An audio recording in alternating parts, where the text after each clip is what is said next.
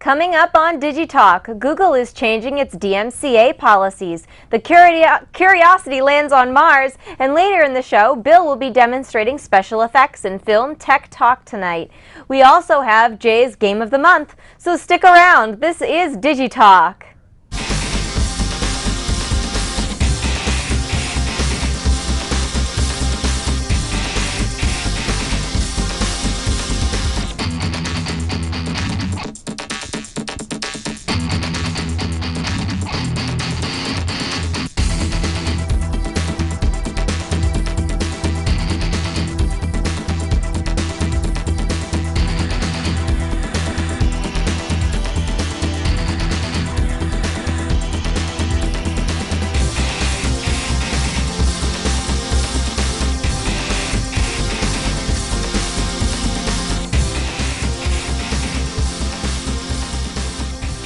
All right, everyone, welcome to DigiTalk. My name is Sarah. And my name is Jay.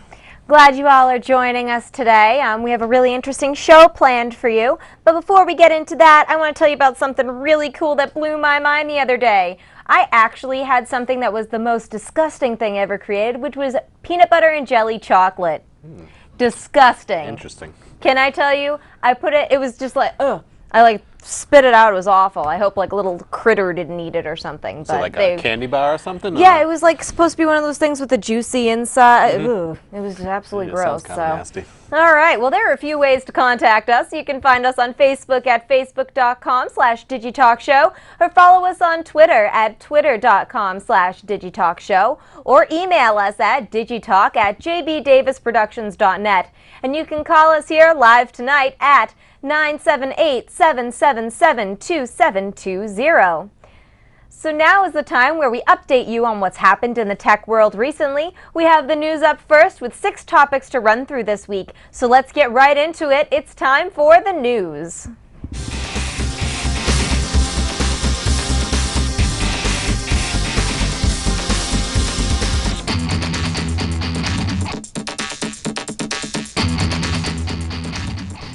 Google is changing how it works with websites that have one too many DMCA takedown notices filed against them. Wendy Seltzer, founder of an organization called The Chilling Effects of Clearinghouse, says that, quote, the impacts of Google's plan would be felt far and wide, end quote. There is a fear that with this new plan, the takedown notice may become a weapon. Attorney John Bergman says that, quote, the system may be abused by bad faith actors who want to suppress their rivals and competitors, end quote.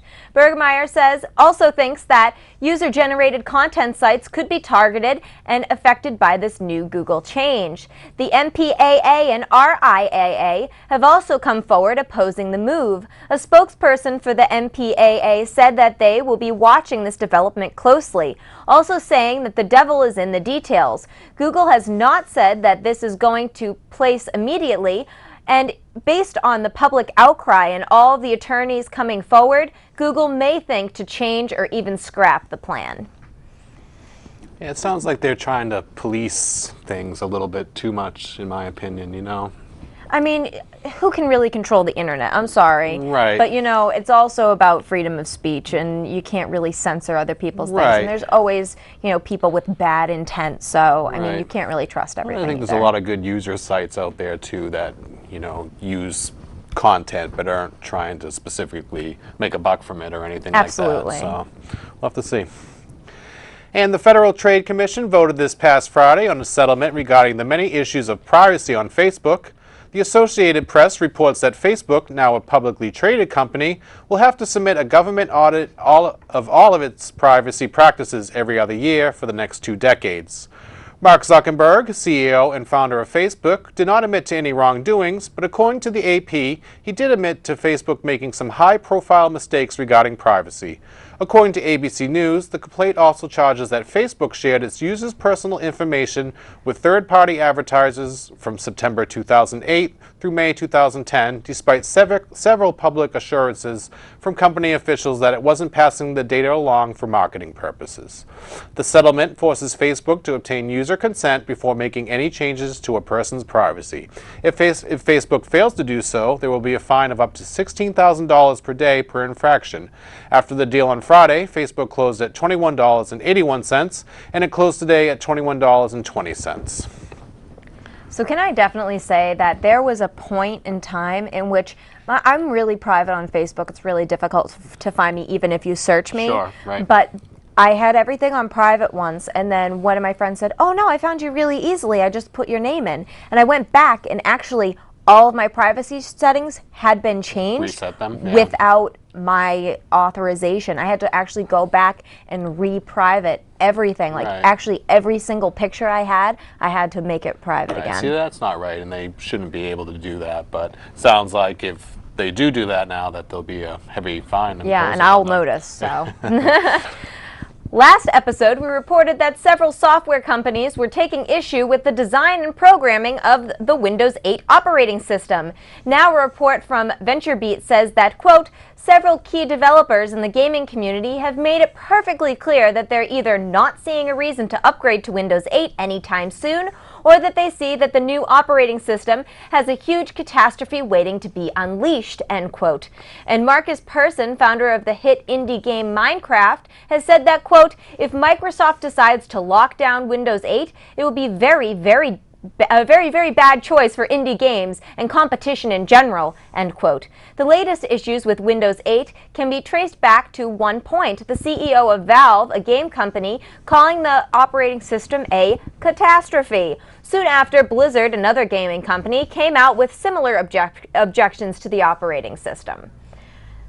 Yeah, I don't know. It's really early to tell how well it's going to do, and I don't know. I honestly think at this point, if they've said this enough, I think there's a problem, and they should reassess it before they release it. But to call it a catastrophe and without it being released yet, you know, it's hard to say. I mean, they must have some information that we don't have yet, but they're reacting pretty negatively to it. So I mean, that really needs to be check it out and see.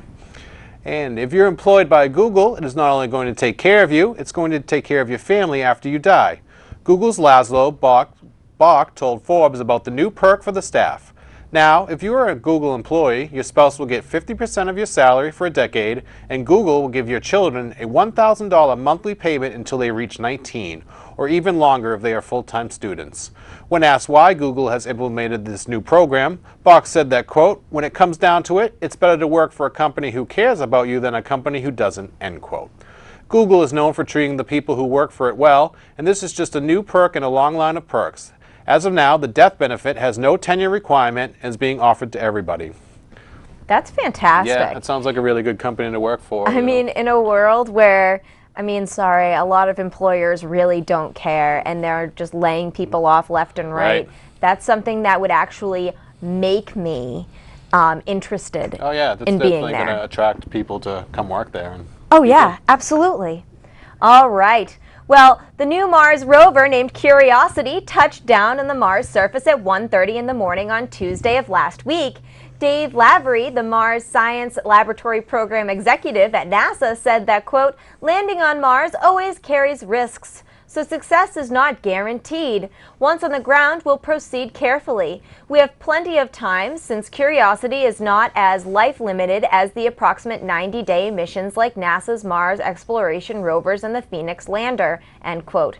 According to the Huffington Post, quote, Curiosity, which weighs a ton and is about the size of a small SUV, approached Mars at about 13,000 miles per hour when the Martian atmosphere slowed the craft to about 900 miles per hour. A supersonic parachute deployed, slowing the craft even further, but the rover was still descending too quickly to land in one piece. The article continues on. After the rover separated from the parachute, rocket motors fired, continuing to slow the descent. Then, at about 60 feet above the surface, a sky crane lowered the rover to its new home on the red planet, end quote. That seems complicated. Yeah, my friend posted a Facebook video of the whole process, and it's amazing what they accomplished, but very, very sci-fi like you almost didn't think that could really happen. It looked like a scene from Star Trek. Yeah, exactly, exactly, with all the rockets going off, but very cool. You know.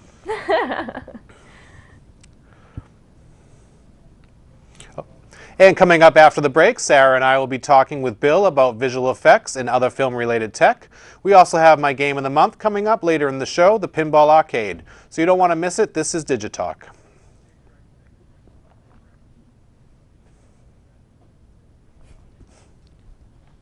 My bad.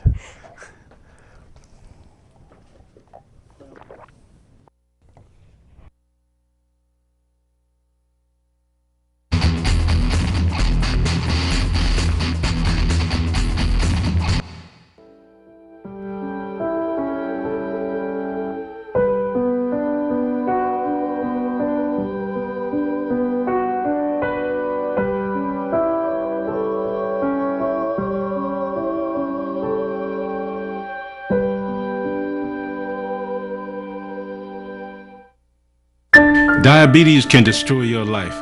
After I was diagnosed, I didn't feel sick, so I didn't listen to my doctor. I had a heart attack, then a stroke, and I was only 49. Learn how to reduce your risk of stroke. Call for your free diabetes survival guide. You say you'd give your right arm to be there for your family? Here's your chance to prove it. Have your blood pressure checked and control it to lower your risk of heart attack and stroke. They say every picture tells a story. Last year, 31,000 stories were left unfinished because of HIV/AIDS, and 160,000 were cut short by breast cancer. But this is about DVT, deep vein thrombosis, and its potentially fatal complication, pulmonary embolism, that ended 300,000 stories last year. More than AIDS and breast cancer combined. DVT is a blood clot, usually found in the leg, that can break loose and travel to the lungs where it can be fatal. Some risk factors include obesity, recent surgery, restricted mobility, respiratory failure, and advanced age. There's one story I know by heart. It's about an NBC correspondent, a young husband and father named David Bloom, who died of DVT-related complications while covering the Iraq War. I'm Melanie Bloom, and I tell David's story so others will be able to write happier stories and reduce their risk. So please talk to your doctor about your risk of DVT. And visit preventdvt.org. All right, I want to thank you all for joining us once again. This is DigiTalk. I'm Sarah. And I'm Jay. Welcome. We want to let you know that you can find our latest shows on DCAT's servers at danverstv.org. You find these shows and all of DCAT's recent shows by clicking the On-Demand menu button at the top of the page. Well, now we have a very interesting feature from one of our co-reporters, which is Bill. I hear he's going to teach us about superheroes. Well, continuing from my first report on After Effects, I thought I'd get down to the more specific details on the types of tools that After Effects has to offer and how in the long run it can help the Digitalkers out there create some amazing visual effects. So getting down to the nitty-gritty, there are 3 tools in particular that you need to know. I call them the 3 M's of After Effects. They are masking, mats, and motion tracking. And what better way to present these concepts than with the popular genre of movie out there, the superhero movie.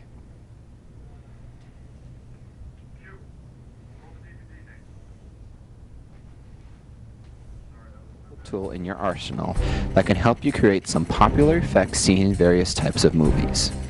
More specifically, they can help you replicate some of the signature effects seen in some of the very popular superhero movies that have been released in the recent years. Programs like After Effects have allowed filmmakers to visually portray superheroes in ways that in the past were only possible in the imagination. Effects like laser vision, super speed, energy manipulation, and so much more can now be created to not only enhance the superhero movie genre, but so many other different genres. The main thing you need to know when attempting these effects in After Effects is to remember what I call the 3 M's, more specifically masking, mats, and motion tracking. Let's start with masking, one of the more useful tools After Effects and other visual effects software has to offer. The concept behind masking is to isolate a specific subject or subjects in the frame and use them to create different layers in your composition. Take this for example. Here we have a superhero that we want to have the power of super speed, but as it stands, our hero can only run at normal rate of speed in the frame. How would we simulate the effect of super speed? Well, In After Effects, we would isolate our hero at different areas in the frame. To do this, we would mask him out in these different areas. Then, between the areas, we would simply accelerate the movement of the run, add a little blur, and maybe some camera shake, and behold, our superhero has the power of super speed. Masking is one of the more important tools of After Effects, not only because they isolate different areas of the frame, but they aid us in creating mats. The concept behind a mat is that in After Effects you create a mask for a subject, but use the transparency of the mask in order to store other images inside of it. For example, we have another hero who has the power to heal. To create this, we mask out the area we want to have healed and use that mask to create a mat and store our image of something that looks like a severe injury. Then we gradually fade it out and our hero is now healed. Finally, masks and mats are only as good as long as they are in the right place on our subject. We can spend time animating it so that they remain in place, but who would want to do that? Enter the concept of motion tracking. This allows us to pick one or more points of high contrast in our frame and track how that point moves in the frame. We then use data to attach it to what we would want to remain there. For example, if we want all this visual data from the HUD seen in the movie Iron Man to stick to the face of our subject, we track the data on the subject and apply that data to the HUD. There are many other useful tools that visual effects artists have used to create some of the most memorable moments in superhero movies, and I plan to get to those in later episodes of DIGITALK. But for now, we can all marvel at the amazing visual effects seen in superhero movies.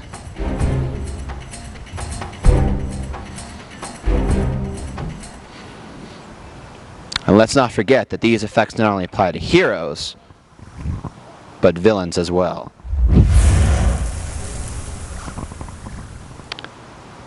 And justice is served. With the aid of programs like After Effects, we have been able to see superhero movies in new and exciting ways. By utilizing the tools of masking, mats, and motion tracking, you Digitalkers out there can produce these effects for your own video projects. Wow, that was pretty fantastic. Yeah, it's very cool stuff. That movie was awesome. I didn't know Josh could run that fast. Oh yeah. Yes indeed. That was a really good one. And we still have more to come. After the break, we have my game of the month. Find out what this game is and my rating for it. Stay tuned. You are watching DigiTalk.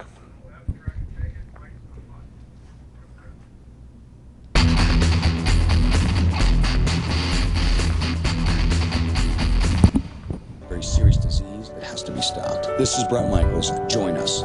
Choose to share, act, learn, and give. Help us stop diabetes. You say you'd give your right arm to be there for your family? Here's your chance to prove it. Have your blood pressure checked and control it to lower your risk of heart attack and stroke. Alcohol is the leading contributor to injury and death for people under 21. You think it's okay? You think it's okay? You think it's okay to buy alcohol? To buy alcohol? As long as you take my car keys? As long as you take my car keys? Taking the keys? Taking the keys won't stop me. Won't stop me. From hooking up? Drinking until I pass out? Or getting my face kicked in? If you want to help keep me safe, stop kidding yourself. And stop providing.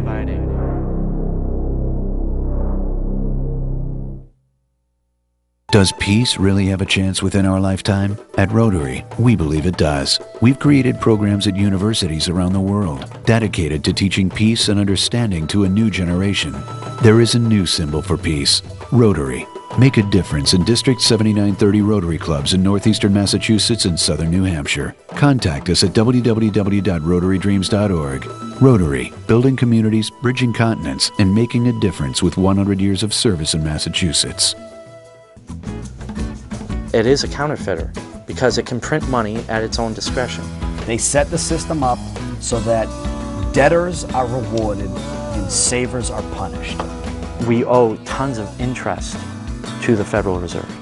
It's so important to understand that we need to use gold and silver. Debt and leverage is okay, but it's when you get excessive, like the path we're on now, there's no return. I think we've passed the point and they know it. All of this comes together.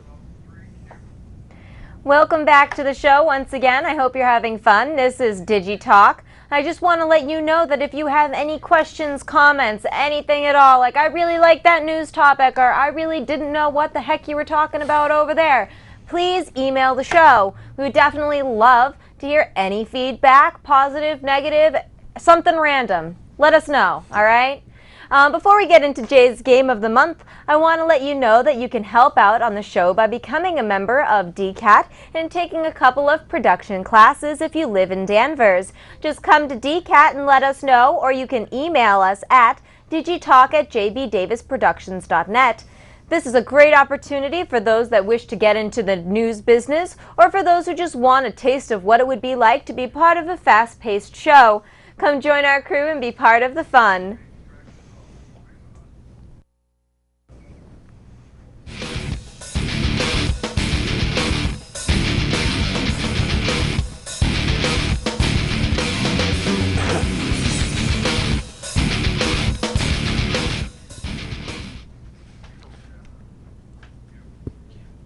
Hello DigiTalk viewers and welcome to another Game of the Month. This time we'll be taking a look at Farsight Studios' The Pinball Arcade.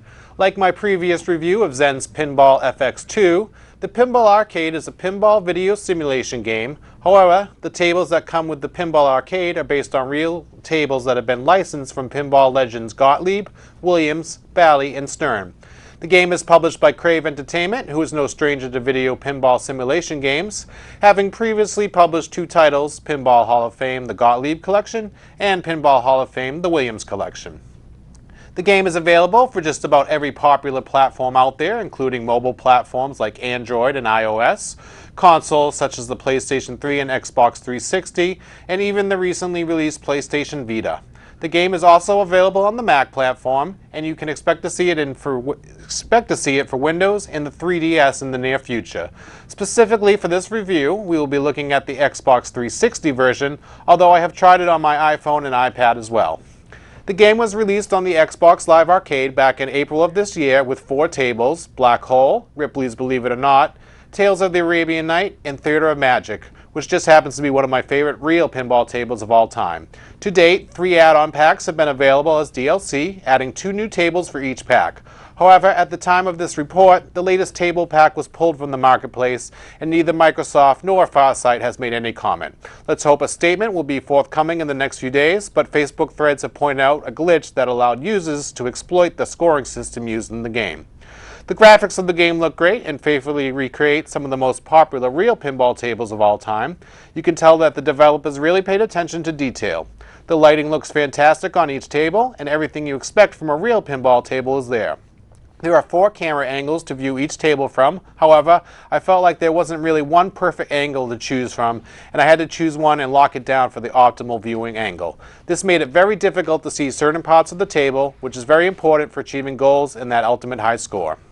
The sounds are equally well done, and the developers use all the original sounds from their real-life counterparts. You can expect to hear all of the bells and whistles from these classic tables, which really instills a sense of nostalgia and remind me of my days playing these tables at places like the Salem Willows. That brings me to the gameplay. While some Zen Pinball had some of the best physics in a video pinball simulation, the Pinball Arcade falls rather flat, and this is a shame. The ball just feels too floaty, and the flippers feel too bouncy, which makes it very difficult to make accurate shots, which is a key to good gameplay. I found myself losing the ball too easily, and the game ended rather quickly. Let's hope an update or further development fixes these issues. On a final note, I do have some other issues with the game. I do feel like Farsight might have spread themselves a bit too thin by trying to concentrate on so many platforms and not take the time to develop for one. There have been numerous delays with DLC for the Xbox 360 version, which I also found a bit frustrating. Although there are leaderboards, a lack of multiplayer limits its replayability. Still, the game is a must-own for fans of pinball and will certainly bring back memories for those who used to spend our times in arcades playing these classic machines. My final score for the game is a 7 out of 10. It's a good game, but still needs quite a bit of work. You know what's really funny? I was at the Salem Willows today playing the Ripley's Believe It or Not pinball. Yeah, it's funny, but they don't have as much as they used to down there No, anymore. and they're kind of on and off. I really enjoy the pinball. I mean, Yeah. it's hard going from playing it in real life to playing it, you know, virtually. But it's so cool. But you should definitely check it out on the Mac, though. It's a lot of fun. It's a cool game. I know. I'll definitely check it out because, you know, I love that. Well, I want to thank everyone for joining us here tonight. I hope you guys had as much fun as we did. You know, we had a lot of really good news topics, a lot of, you know, different things. Once again, if you know, need to get in contact with us or have any questions, comments, random remarks about the show, there are a few ways to contact us. You can find us on Facebook at facebook.com/DigitalkShow or follow us on Twitter at twitter.com/DigitalkShow or email us at digitalk@jbdavisproductions.net. Now, stay tuned to DCAT for Children of the Clay coming up at 8 o'clock. From all of us here at DigiTalk, thanks for watching, and we'll see you again in 2 weeks.